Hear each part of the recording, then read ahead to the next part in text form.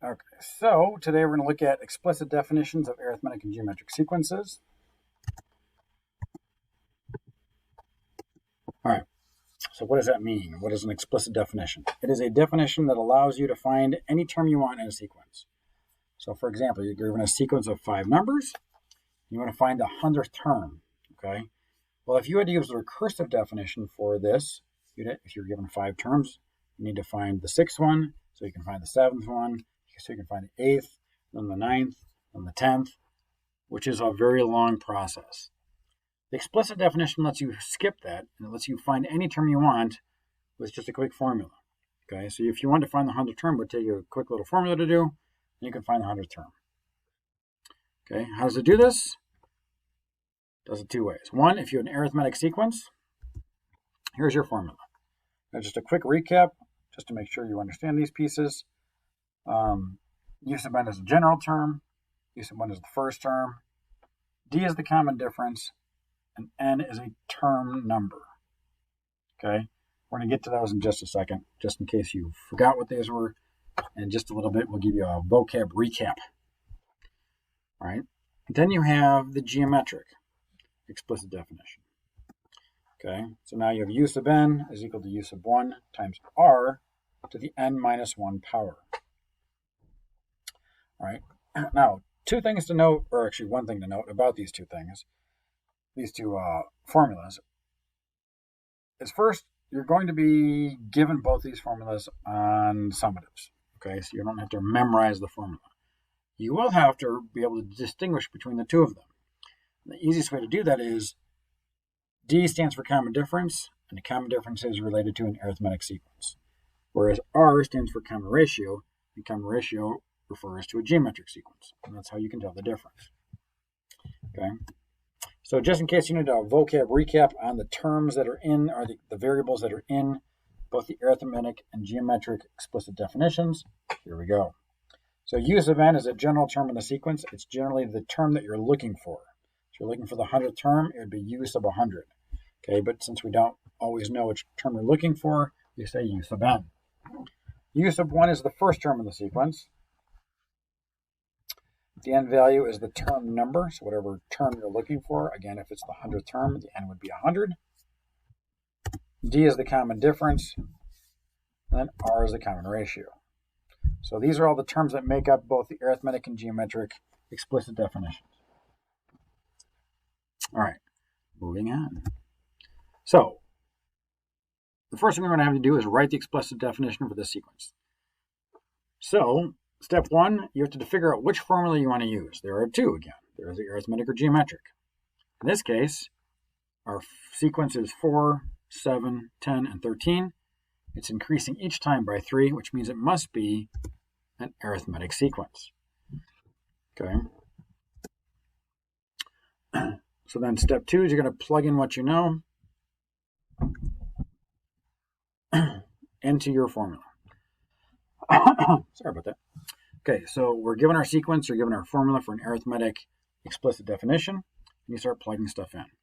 Okay, so you do know U sub 1 is 4. You do know the common difference is 3, but that's all you know. Okay, so step 3, you can rejoice because that's your answer. Okay, now in this case, because you're not given which term you're looking for, you can only go so far. All right, so this would be the explicit definition. It's kind of like a recursive definition.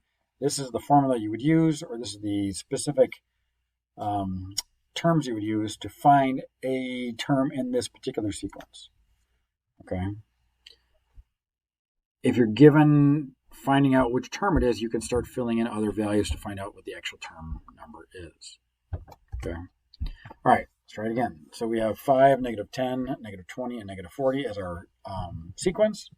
So step 1, again, you decide which formula to use. All right, this time you are multiplying each term by 2, which means you're going to be a geometric sequence. The geometric sequence has a formula right here. You can start plugging in the things that you do know. So you know U sub 1 is -5, and you know the R value is 2. And you can rejoice in knowing that you have the right explicit definition. That's what it looks like. So now to find a certain term in the sequence, let's say again, I keep using 100. If you want to find a 100th term, use the explicit formula in the same way that you do have a definition, except that now you know what the end value is going to be, right? And we'll see this in action. Okay, so now we're asked to find the 43rd term. So we have our sequence, right? Step 1, decide which formula to use. Is this an arithmetic or geometric sequence? Go 5, 10, 15, 20.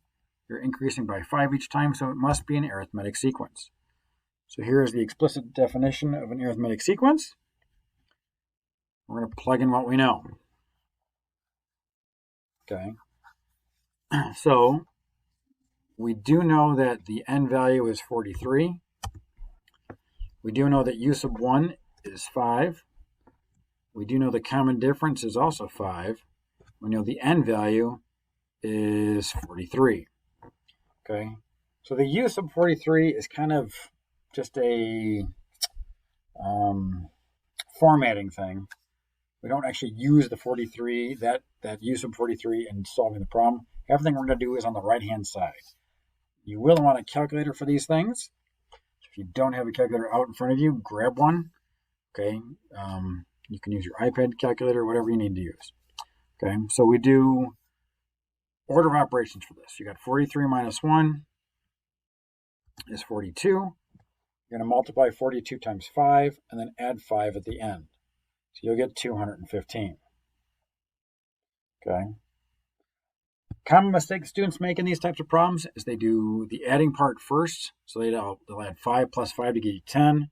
And 10 times 42, that's incorrect. You have to multiply the 5 times the 42 first, because multiplication becomes before addition. So please make sure you do that. Okay. All right. Next example. Find the 14th term of the sequence. So again, step 1, decide which formula you want to use.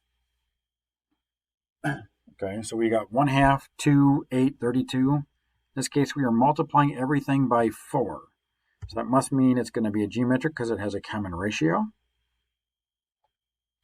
So here's the geometric explicit definition. So we're trying to find the 14th term. So you're going to put n is going to be 14. U sub 1 is 1/2.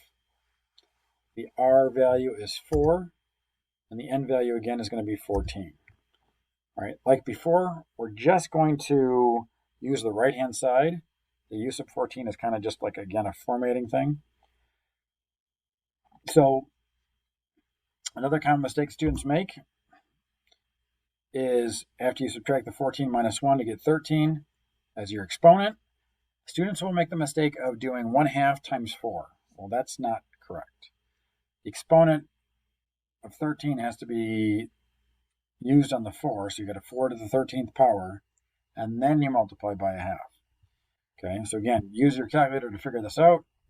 You should get this number, 554,432. I'll get it.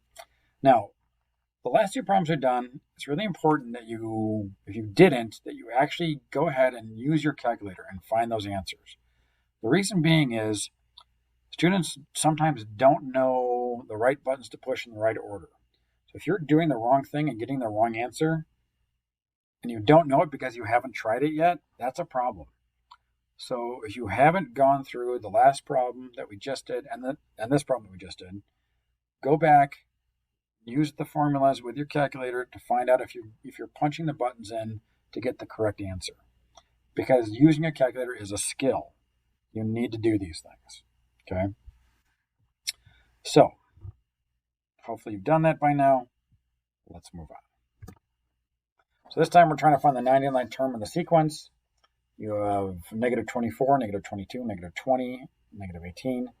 So, again, step 1, we're going to find that it's an arithmetic sequence because you're adding 2 each time. So we put it our formula down and then start plugging stuff in. So the n value is 99. The u sub 1 value is 24, negative 24, my apologies. D is going to be 2, and then the n value is again 99. So take a moment, pause, Use your calculator to figure out what this answer should be, and then check your answer against what you see. So hopefully you've paused the video and done the answer and done the calculations, and you come up with a final answer of 172. Again, if you did not get 172, we got to figure out why, okay? You're probably plugging in something in your calculator incorrectly, so you've got to make sure you can use the skill of plugging in the values in your calculator correctly to get the correct answer. All right, let's try the next one. 20th term of this sequence, we have 2, 6, 18, and 54. So you should recognize that this is a geometric sequence. So we're going to use this formula. All right, the end term is going to be 20. The first term is going to be 2. The common ratio is 3. Again, your end value is 20. Oops. Oh, I did that too quick. All right, so this is what you should have. Again, put this into your calculator. Pause it first, the video for a second. Make sure you're getting the correct answer that comes up on the screen, and you're actually using the skill of punching the values of the calculator correctly. You should have gotten 2,324,522. No, sorry. God, I keep saying this wrong. 2,324,522,934. Okay. So that is the end of explicit definitions, and good luck.